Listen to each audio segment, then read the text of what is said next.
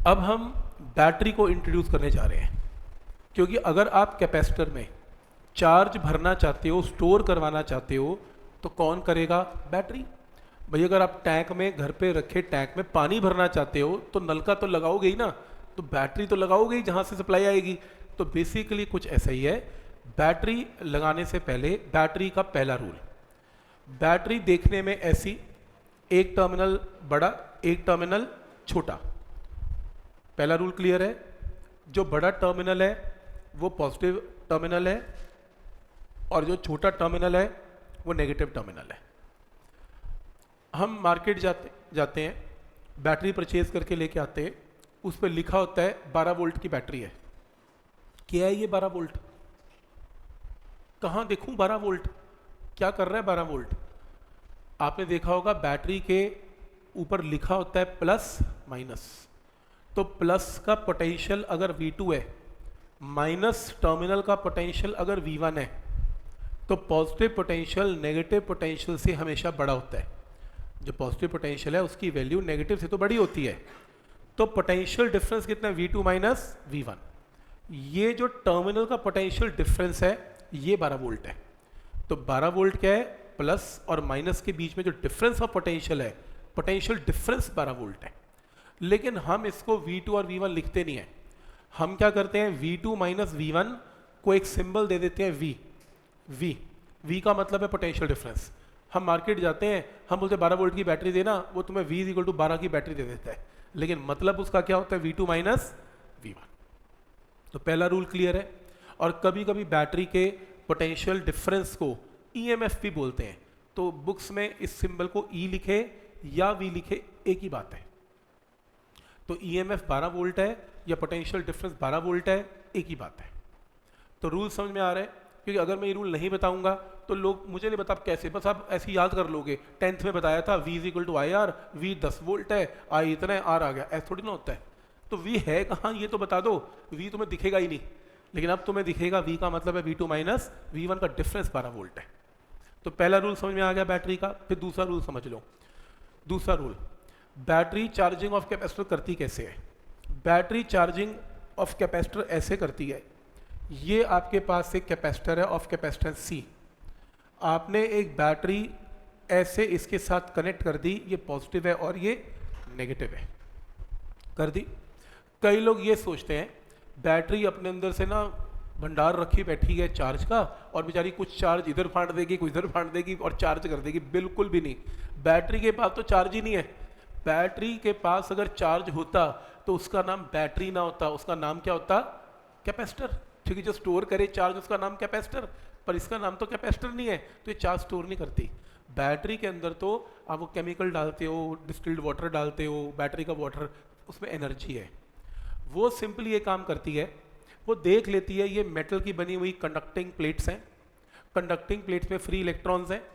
वो क्या करेगी? ये पॉजिटिव टर्मिनल है, पॉजिटिव टर्मिनल इसके पड़े हुए फ्री इलेक्ट्रॉन को खींच लेगा। Positive will attract free electrons, तो इसके कुछ इलेक्ट्रॉन खींच लेगा, खींच के क्या करेगा?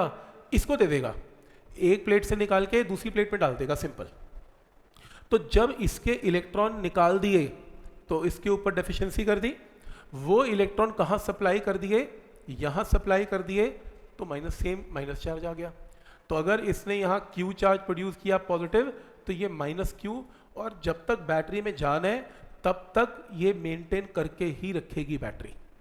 बैटरी में जान नहीं है, खत्म होगी एनर्जी, तो ठीक है, इलेक्ट्रॉन कहते हैं मैं चला, मैं चुप करके इलेक्ट्रॉन से वायर से निकलूंगा, डेफिशिएंसी पूरा करूंगा, मेरी छुट्टी, कैपेसिटर फिर से न्यूट्रल हो जाएगा। बैटरी बस ये चार्ज मेंटेन करके रखेगी, ये काम है। और अगर बैटरी यहाँ से उठा के चार्ज यहाँ दे दे, इलेक्ट्रॉन यहाँ से यहाँ दे दे, बात खत्म। यही करंट कोई नहीं है इसमें, क्योंकि चार्ज फ्लो थोड़ी ना हो रहा है। बेसिकली इलेक्ट्रॉन गए, शुरू में करंट हुआ होगा, इलेक्ट्रॉन गए, फिर कोई करंट नहीं है, बस चार्ज मेंटेन हो गया। क्लियर है यहाँ तक? बैटरी चार्जिंग कैसे करती है, बात समझ में आ रही है? कोई डाउट इसमें? अब बैटरी से पूछा कि तूने वर्क डन किया, उसने कहा हाँ वर्क डन किया। क्यों किया? क्योंकि चार्ज को एक पॉइंट से दूसरे पॉइंट पे रखा, और अगर एक पॉइंट से दूसरे पॉइंट पे रखेंगे तो अमाउंट ऑफ वर्क डन तो होगा। अच्छा, कैसे होगा?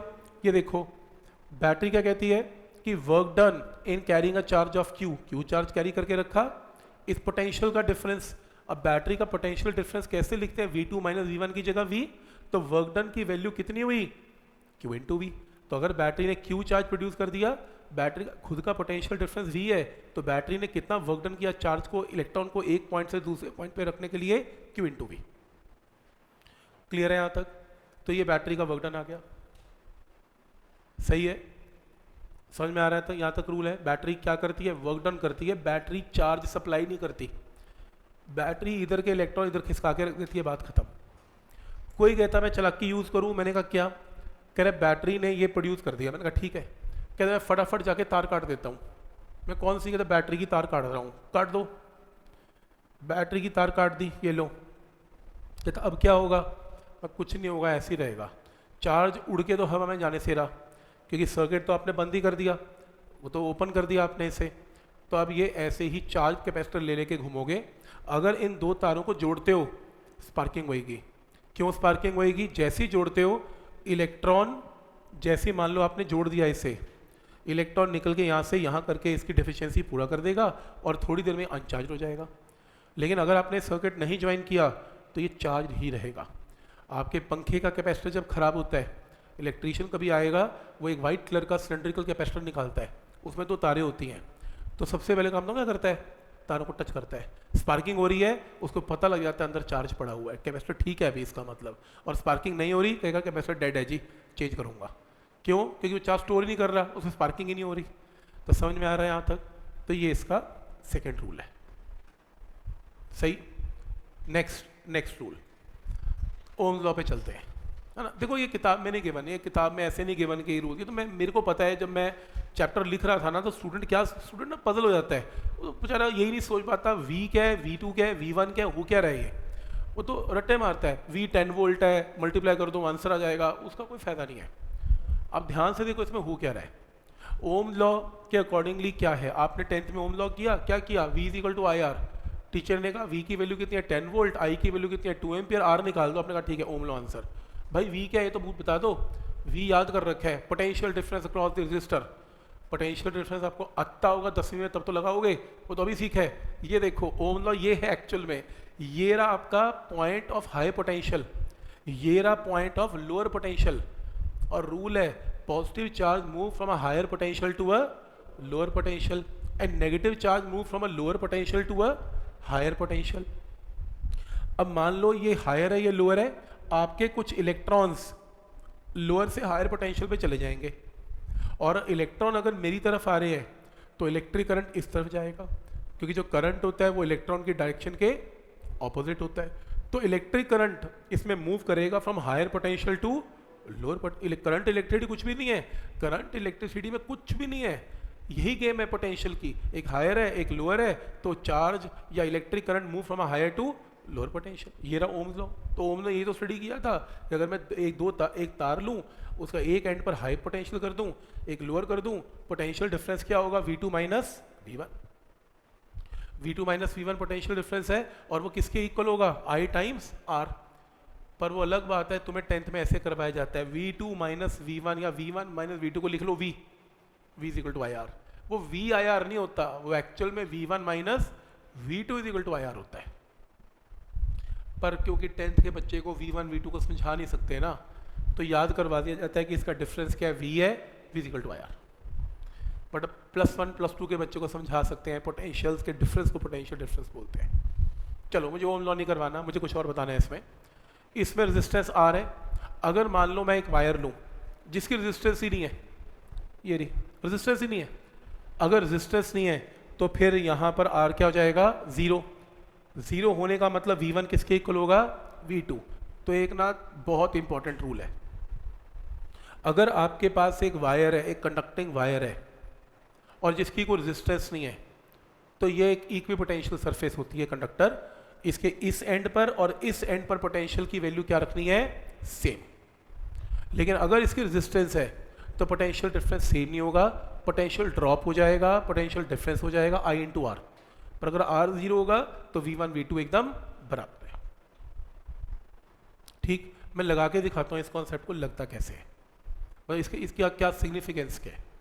इसका ये सिग्निफिकेंस है, मान लो आपके पास एक बैटरी है और मान लो इस बैटरी का पोटेंशियल V1 है, इसका पोटेंशियल कितना है V2 है। आपने कैपेसिटर के साथ कनेक्ट कर दिया, बैटरी ने अपना काम शुरू कर दिया, कुछ इलेक्ट्रॉन निकाल के यहाँ से यहाँ सप्लाई कर दिए, तो ये पॉजिटिव और ये नेगेटिव हो गया, राइट। आप नोट करो ये कनेक्टिंग वायर है, ये वायर इसके साथ कनेक्ट हो रही है और इसकी बिल्कुल भी रेजिस्टेंस नहीं है, मैंने रेजिस्टेंस का सिंबल भी नहीं बनाया है इसमें। तो रूल क्या है, अगर ये बैटरी का पोटेंशियल V1 है और वायर का एक कोना यहाँ जुड़ा हुआ है, तो वायर का जो दूसरा कोना मिलेगा उसका पोटेंशियल भी एग्जैक्टली क्या होगा, V1 होगा। बताया ना मैंने, वायर की अगर रेजिस्टेंस नहीं है तो दोनों एंड पर पोटेंशियल क्या हो जाएगा, सेम। ये देखो ये V1 है तो ये भी V1 है। कोई डाउट?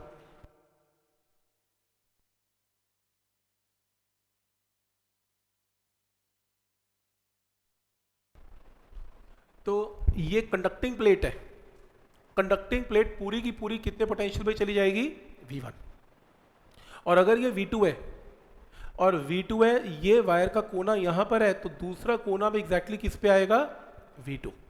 कहने का मतलब जो पोटेंशियल डिफरेंस नीचे डेवलप हुआ, मान लो 10 वोल्ट का, वही पोटेंशियल डिफरेंस कैपेसिटर की प्लेट्स के अक्रॉस ही डेवलप हो जाएगा, कितना, 10 वोल्ट का। तो नीचे अगर 10 वोल्ट है तो ऊपर भी 10 वोल्ट मिल जाएगा। समझ में आ रहा है क्यों? क्योंकि V1 ने V1 दे दिया, V2 ने V2 दे दिया, तो जो पोटेंशियल डिफरेंस नीचे है वही पोटेंशियल डिफरेंस ऊपर है, बात एक ही है। पर बुक्स ऐसे तो ना कहती हैं, बुक्स ये कहती हैं, बुक्स कहती हैं अगर ये 10 वोल्ट है तो ये भी 10 वोल्ट है। वो क्यों है, कैसे है, स्टूडेंट समझ जाएगा बैठ के क्या है। बट आई होप समझ में आ रहा है। वो पोटेंशियल टच हो जाएंगे तो V1 V1 V2 V2 हो जाता है, पोटेंशियल डिफरेंस की वैल्यू नीचे और ऊपर की सेम हो जाती है। कोई डाउट इसमें? सही है। नेक्स्ट है concept of series and parallel. देखो सीरीज पैरेलल का कॉन्सेप्ट समझ